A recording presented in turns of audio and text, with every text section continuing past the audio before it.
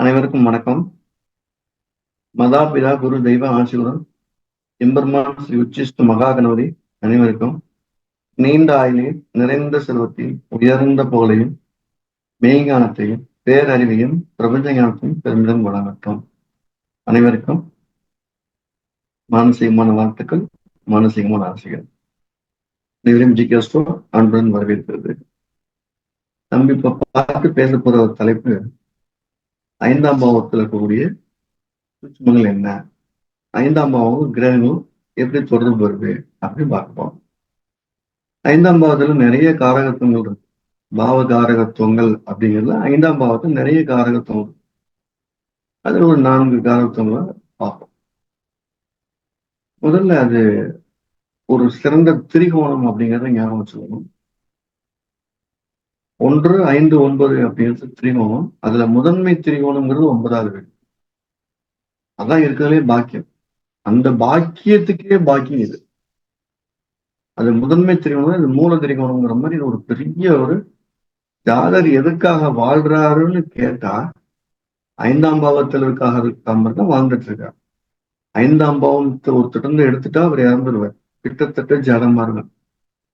புகழ்ச்சி இல்லாதவர், காதல் இல்லாதவர், கொண்டாடாதவர், நிரந்தர வருமானம் இல்லாதவர் யாராவது பார்க்க முடியுமா? வாய்ப்பே இல்லை. மந்திரம் சொல்றவர், சாமியார போன கூட மந்திரம் சொல்லணும். 5ஆம் பாவம் உங்கள்கிட்ட இருந்து பிரிக்கவே முடியாத ஒரு பாவம். ஒரு மனுஷங்கிட்ட இருந்து 5ஆம் பாவத்தை எடுத்துட்டு அது கிட்டத்தட்ட அவர் ஜடம் கோமால இருக்காரு. அவ்வளவு ஒரு எனர்ஜிக்கான பாவம் அது. நம்முடைய விதையை நம்மளால அனுபவிக்க முடியலன்னா நமக்கு ஒரு குழந்தை பிறக்குது, அதை 5ஆம் பாவத்தை கொடுத்துட்டு போறோம். என்னால முடியாத சில வேலைகளை என்னோட வாரிசு செய்யும், என்னால கட்ட முடியாத கடனை என் குழந்தைகள் செய்யும் அப்படிங்கிற மாதிரி எங்க தாத்தன் செஞ்சதை எனக்கு விட்டுட்டு போறாரு. நான் செய்ய வேண்டியதை என் பேரம்பேத்தி விட்டுட்டு போய் என் மகனுக்கு விட்டுட்டு போறேன், என் மகளை விட்டுட்டு போறோம். அப்போ ஒரு செயின்லிங்கத்தான் இந்த திரிகோணம் இயங்கிட்டு இருக்கு. அப்படிப்பட்ட ஒரு திரிகோணம் லக்கணத்திற்கு அடுத்தபடியாக கொண்டாடக்கூடிய திரிகோணங்கள்ல 2வது இடத்துல இருக்கு.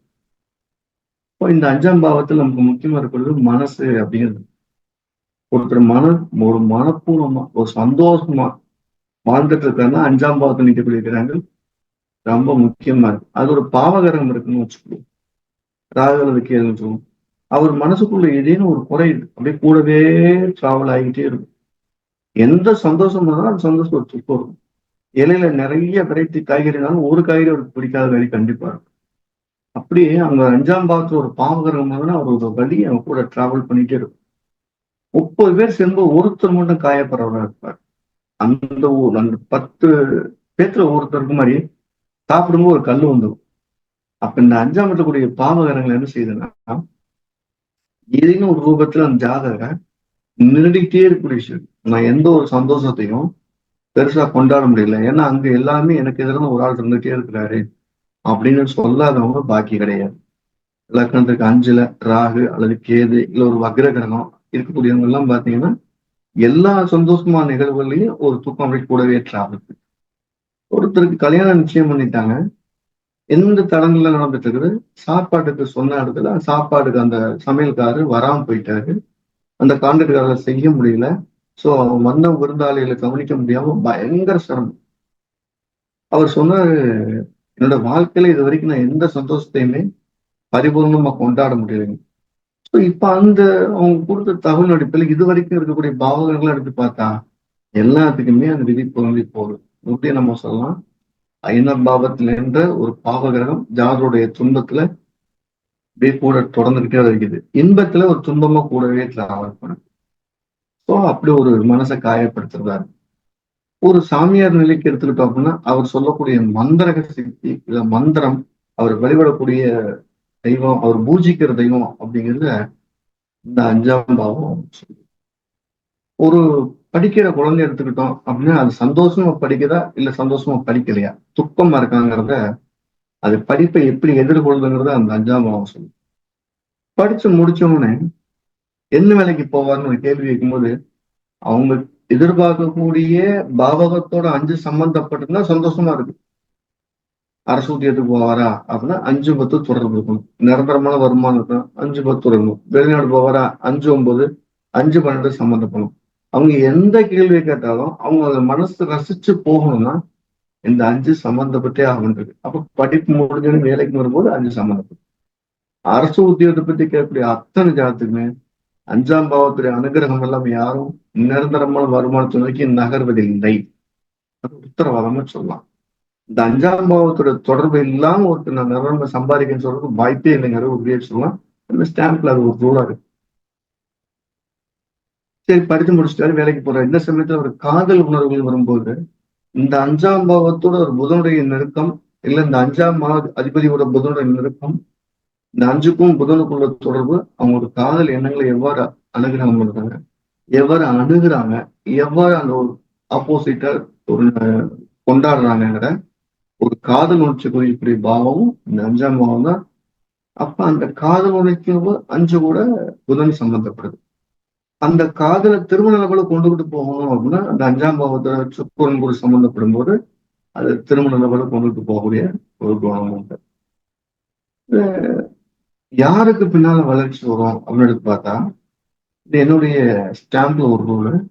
5ஆம் பாவத்தோட செவ்வாய் தொடர்புடைய ஜாதகங்கள், உதாரணம் 2ல செவ்வாய் இருக்கலாம், அப்ப 5ஆம் இடத்தை பார்க்கும். 5ல செவ்வாய் இருக்கலாம், 5ல இருக்கிறது. 11ல இருந்து 5ஆம் இடத்தை பார்க்கலாம். 10ல இருந்து 8ஆம் வரை 5ஆம் இடத்தை பார்க்குது. அப்ப 5ஆம் இடத்தோட தொடர்புடைய செவ்வாய் என்ன செய்யுதுன்னா, தந்தையாருடைய இறுதி காலத்துக்கு முன்னால ஜாதருடைய வாழ்க்கை சிறப்பா இருக்கு. உங்க அப்பா இருக்க வரைக்கும் அவரால் பெருசா தலதூக்க முடியல. இல்லைன்னா அப்பா கிட்ட ஒரு வெளியில வரும்போது நல்ல பெரிய லெவல்ல ஃபேமஸ் இருக்கு. இப்ப நம்ம சொல்றாளுக்கெல்லாம் நீங்க தந்தையோட சேர்ந்து இணைந்து செய்யும் போது கண்டிப்பா பெரும் முட்டைக்குட்டை இருக்கும். சோ நீங்க தனிச்சு செயல்படுங்க அப்படிங்கிறத 5ஓடு தொடர்புடைய செவ்வாய்க்கு உறுதியை சொல்லலாம். இது நம்ம ஜிகேசத்துடைய ஒரு ஸ்டாம்ப் ரோலாவே நான் சொல்லி கொடுத்துட்டு இருக்கிறேன். அங்க இருக்கக்கூடிய கிரகம் செவ்வாய் சாரத்துல இருக்குதா, செவ்வாய் அதுக்கு எப்படி ஒரு நட்சத்திர அதிபதியா இருக்காரு, அதுக்கு இடம் கொடுத்த கிரகம் என்ன அப்படின்னா அது எவ்வளவு டீப்பா போறோமோ அந்த அளவுக்கு ஒரு ஒரு ஒருத்தருடைய இறுதி காலத்துடைய வருமானம் எப்படி இருக்குன்னு சொல்றது அது முக்கியமான ஒரு பயன்பாடா இருக்கு. இந்த 5ல ஒரு பூர்வ புண்ணியம் அப்படின்னு ஒரு வார்த்தை இருக்கு. அப்ப 5ல இருக்கக்கூடிய பாதகர்கள் இருந்துச்சுன்னா பூர்வ புண்ணியத்தை எல்லாத்துக்குமே பூர்வ புண்ணியம் இருக்கும். அதுல நல்லா ஞாபகம் வச்சுக்கணும். எல்லாத்துக்குமே பூர்வம் பூர்வ புண்ணியம் இல்லைன்னா மனிதனை பிறக்க முடியாது. அப்ப 5ல ஒரு பாவகிரகம் இருக்கு அப்படின்னா அவர் பூர்வ புண்ணியத்தை அனுபவிக்க முடியல. அவருக்கு சமையல் பண்ணி சாப்பாடு இருக்கு, அவர் சாப்பிட முடியாதுன்னு அர்த்தம். அங்க ஒரு சுபகிரகம் இருக்குது, இல்ல அவங்க நல்ல ஒரு வலுவான கிரகம் இருக்கு அப்படிங்கிற போது அவருடைய பூர்வ புண்ணியம் அவர் கேட்பதற்கு முன்னாலே அவருக்கு தேவையானதை தந்து விடுகிறது அப்படின்னு அர்த்தம். அதுக்கடுத்து பூர்வீக தோஷம்ங்கிற ஒரு வார்த்தை. 5ஆம் இடத்துல ஒரு பாவகிரகமோ இல்ல வலுவான ஒன்றுக்கு மேற்பட்ட பாவகிரகமோ இருக்கும்போது அவருக்கு கடுமையான அந்த ஜெனட்டிக் அவர்களுடைய டிஎன்ஏல இருக்கக்கூடிய பதிவுகள் வெளியாகி அவருடைய கர்மங்களை அனுபவிக்கக்கூடிய நிறைய படிச்சிருப்பாரு, சரியான வேலை இருக்காரு, நல்ல வேலைக்காரனா இருப்பாரு, சரியான ஓனர் இருக்காரு. இந்த ஓனர் இருப்பாரு, வேலைக்காரனே அமைய மாட்டான். அவர் எதுக்காக போராடுறாங்கிற கேள்விக்குறி பெருசா வந்துடும்.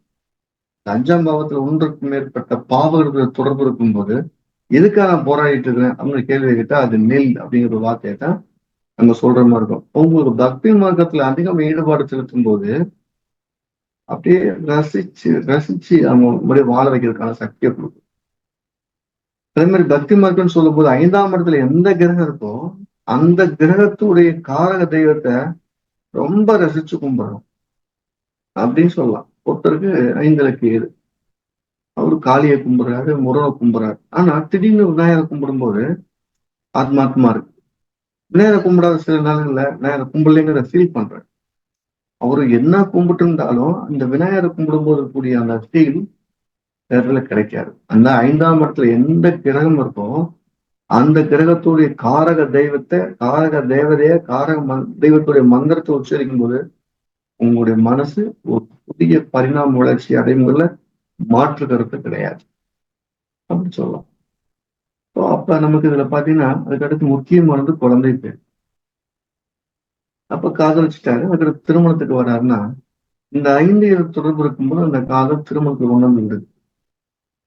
திருமணம் ஆனதுக்கு மேல குழந்தை 5ஆம் பாவம் இல்லாம குழந்தை பேரு அப்படிங்கிறது இல்லை. உங்களுடைய விதை எங்கிருந்து ஆரம்பிக்குது? 5ஆம் பாவத்துல ஆரம்பிக்கும். நீங்க எப்படி ஒருத்தரை கொண்டாடுறீங்க, அந்த கொண்டாடுனுடைய விளைவு என்ன, அவர் எப்படி உங்களுக்கு திரும்பி தரார் அப்படிங்கிற விளைச்சல். 5ஆம் இடத்துல இருக்கக்கூடிய ஒரு கிரகம் அது நல்ல கிரகமாக இருந்தாலும் தீய கிரகமாக இருந்தாலும் புத்திர பாக்கியத்தை தரும் தனது தசாபுத்தி காலங்கள்ல கட்டாயம் ஒரு குழந்தை இருக்கு. சார் 5ல ராகு சார் கண்டிப்பா குழந்தை உண்டு. 5ல கேது சார் கண்டிப்பா குழந்தை உண்டு. 5ல குரு சார் காரக பவனுக்கு குழந்தை உண்டு. அப்ப நல்ல கிரகம் இருந்தா அப்ப கெட்ட இருந்தா தோஷம் சொல்றாங்களேன்னா இருக்கக்கூடிய கிரகம் எதுவோ அதுக்குரிய பிரச்சனையும் கொடுக்கும். குழந்தையும் கொடுத்து அதுக்குரிய பிரச்சனையும் கொடுக்கும். ஒருத்தருக்கு 5ல ராகு குழந்தை பிறந்துருது. குழந்தை பிறந்த பிறகு அது ஒரு கால் சிறுசு பெருசாரு. இன்னொருத்தருக்கு 5ல ராகு பொண்ணா பிறந்துருச்சு. அவர் ஆண் இல்லைன்னு வருத்தப்படுறாரு. இன்னொருத்தருக்கு 3 பையன் பொண்ணு இல்லைங்கிறார். ஆக அந்த குழந்தை சம்பந்தப்பட்ட விஷயங்கள்ல அவருக்கு ஒரு வழி இருக்குங்கிறது தான் அங்க இருக்கக்கூடிய பாவகரன் சொல்லுது. சுபகரன் சில அட நல்ல குழந்தை பிறந்துச்சு சம்பாதிக்க முடியலைங்கிற கவலை இருக்கு. ஆக அங்க இருக்கக்கூடிய கிரகம் யாரோ அவரு தனது ஆதிபத்திய ரீதியான ஒரு சங்கடத்தை கொடுக்காம போமாடு. அதனால சார் 5ல் கெட்ட கிரகம் இருக்கு சார் அப்படின்னு நினைக்க வேண்டியதில்லை. எல்லா கிரகமும் தான் நின்ற பாவத்தின் பலனை தசாபத்தி காலங்களில் செய்தே தீரும். 5ல் ராகு சனி கேது எது இருந்தாலும் விருட்ச இலக்கணம் 5ல் சனி கேது அடுத்தடுத்து பையனும் பிள்ளையும் பிறந்துருக்குறாங்க. அப்பா சனி தசையோ அது கேது தசையோ சனி புத்தி கரு புத்தி வந்த குழந்தை உண்டு. அதனால புத்திர பாக்கியத்தை நினைக்கும் போது மறுபடியும் நல்ல ஆழமத்துங்க 5ஆம் இடத்துல கூடிய எந்த ஒரு பாவ கிரகமா இருந்தாலும் கண்டிப்பாக புத்திர பாக்கியத்தை தரும். ஆனா அதுக்கான ஒரு மருத்துவ செலவையோ இல்ல சின்ன வலியவோ கொடுக்காம குழந்தை கொடுக்காது. அதுதான் அது இருக்க ஒரு மைனஸ். இப்போ புத்திர பாக்கியம் சொல்லும்போது அப்படி மந்திரங்கள் அப்படின்னு எடுக்கும்போது நல்ல ஒரு குரு மூலியமாக பெற்றுக்கொண்ட மந்திரம் நம்ம ஆத்மாவை மிளற செய்யக்கூடிய பாவமும் 5ஆம் பாவம் வேலை செஞ்சிருச்சு. இப்படி 5ஆம் பாவத்துல நிறைய விஷயங்கள் கூட நம்ம அதை ஒரு கிரகத்துடைய அனுகிரகம் எப்படி இருக்கிறத வச்சு நம்ம கொண்டு போகலாம். ஒன்றுக்கு மேற்பட்ட கிரகம் இருக்கு அப்படின்னா அந்த 2 கிரகத்துல யார் தசையோ போச்சியோ அதுதான் அங்க மேலுமை பண்ணி ஆளுமை பண்ணிட்டு 2 கிரகத்துக்கு 5ஆம் இடத்துல எது இந்த 2 கிரகத்துல எது அதிக பாவையோ அது ஒரு வேலை செய்யும். அந்த 2 கிரகத்துல எது தசாபுத்தியோ அது ஒரு வேலை செய்யும். ஆனா 5ல் இருக்கக்கூடிய கிரகங்கள் ஜாதரோட வாழ்க்கையில டே 1ல இருந்து டே எண்டு வரைக்கும் அவர் கூடவே டிராவல் ஆகிட்டு கூடியதுல எந்த மாற்று கருத்தும் கிடையாது. உங்க அனைத்து சந்தோஷத்திலையும் 5ஆம் பாவத்துடைய பங்களிப்பு உறுதியாக இருக்கும் அப்படின்னு உத்தரவாக இருக்கலாம். அதுல இருக்கக்கூடிய புகழ் எந்த துறையை எடுத்துக்கிட்டாலும் புகழ் வேணும்னு நினைச்சா 5ஆம் பாவம் தான் அனுகிரகம். 5ல் ஒரு பாவகரம் இருக்கு அந்த புகழ் பிறகு கடுமையா போராடும். 5ல் ஒரு சுபகரம் இருக்கு புகழ் போய் நின்னீங்கன்னா வந்துடும். அந்த 5ஆம் அதிபதி ஒரு வலுப்பெற்றாரு புகழ் ஈஸியா வந்துடும். அப்ப புகழ் அப்படின்னு வரும்போது இந்த புகழ்ச்சி அப்படின்னு வரும்போது அந்த 5ஆம் பாவத்தை வச்சு சொல்ல வேண்டும். பாருங்க மனசு மந்திரம் பக்தி மார்க்கம் புத்திர பாக்கியம் பூர்வீக புண்ணியம் காதல் நிரந்தர உத்தியோகம் இப்படி 5ஆம் இடத்துல ஜாதகத்துக்கு தேவையான அத்தனை ஆணிவேர்களும் அங்கேயும் பதிவாயிருக்குங்கிறதுல மாற்று கருத்தே கிடையாது. இதுதான் பாக்கியத்துக்கெல்லாம் மூல பாக்கியம். உங்களுக்கு என்ன அனுமதிக்கப்பட்டிருக்கிறதுக்கான மூல பத்திரம். பத்திரம் அப்படின்னா நீங்க குடியிருக்கக்கூடிய லக்னம் நீங்க குடியிருக்க வீட்டுக்கான பத்திரம் 9ஆம் இடம் அதுக்கான மூல பத்திரம் 5ஆம். அதனால முதல் திரிகோணத்துடைய மூல திரிகோணம் அப்படிங்கிற மாதிரியான இது ஒரு எனர்ஜியான ஒரு பாவம். ஸோ எல்லாரும் அவங்க தெய்வத்தை நமஸ்காரம் பண்றது மூலியமாவும் நல்ல குருவுடைய அனுக்கிரகம் கிடைக்கிற மூலியமா 5ஆம் பாவம் உங்களுக்கு நற்பலனை அள்ளி தரும் அப்படிங்கிறது என்னுடைய ஆய்வு. எல்லாருக்குமே ஜோதிடம் போய் சேரணும் அப்படின்னு நான் விரும்புறேன். அதுக்காக என்னால என்ன ஆய்வுலாம் செய்யப்பட்டிருக்கோ அந்த ஆய்வுகள் அனைத்தையுமே ஒரு திறந்த வெளியில் எடுத்து வைக்கணும்னு நான் விரும்புறேன். அதை நான் 2 விதமா பண்றேன். ஒண்ணு அடிப்படை ஜோதிடம் ஜோதிடம் தெரியாதவங்களுக்காக பண்ணிட்டு இருக்கிறேன். அது எல்லாத்துக்கும் போய் சேர்றதுக்கான ஒரு சிம்பிளான லாஜிக்கா இருக்கு. ஒரு மாசமும் ஒரு அப்டேட் பண்ணி அதை அப்படியே புதிய வடிவமைச்சுட்டே வரேன். ஆனா எங்கேயுமே அந்த இருக்கக்கூடிய கண்டென்ட்டை குறைக்கல. கண்டென்ட்டோடைய கூர்மையை அதிகப்படுத்திக்கிட்டே வரோம். ஸோ அதுவும் நம்ம ஜிகேஸ்ட் மூலியமா நடந்துட்டு வருது. அடிப்படை முடிச்சுட்டு சார் எனக்கு அடுத்த வெளியே உங்க சிறப்பு பேச்சுகள் நம்ம ஜிகேஸ்ட் மூலியமா நடந்துட்டு இருக்குது. வர பிப்ரவரி 2, 3, 4 இந்த 3 நாள்ல சங்கரவயல்ல நேரடி வகுப்பாக நம்ம ஜிகேஸ்டோடைய ஸ்டார் தியரி அப்படிங்கிற நட்சத்திர சித்தாந்தங்கள்ல டீப்பா என்னோட ஆய்வுல வேற ஒரு டைனமிக்ல இப்படியும் யோசிக்கலாம் அப்படிங்கிற மாதிரி ஒரு எஜென்சி கொடுக்கலாம் அப்படிங்கிறத அந்த வகுப்புடைய முக்கியமான கரு. படிக்கணும் விருப்பம் இருக்கணும் கீழே நம்பர் வந்து வரலாம். இதுக்கு முன்பதிவு இருக்கணும் மட்டும்தான் நம்ம அங்க இடம் இருக்கும். முன்பதிவு செய்து வருவது சிறப்பு. மீண்டும் அனைவரையும் எல்லாம் வல்ல எம்பெருமான் உச்சிஷ்டமாக ஆசீர்வதிக்கட்டும். அனைவரும் மாதாபிதா குருதெய்வ ஆசீர்வாதம், எம்பெருமான் ஸ்ரீ மகானுடைய ஆசீர்வாதம் அனைவருக்கும் கிடைக்கட்டும். அனைவருக்கும் எனது மனமார்ந்த வாழ்த்துக்கள், மானசீகமான ஆசையம் வாழ்த்துக்கள்.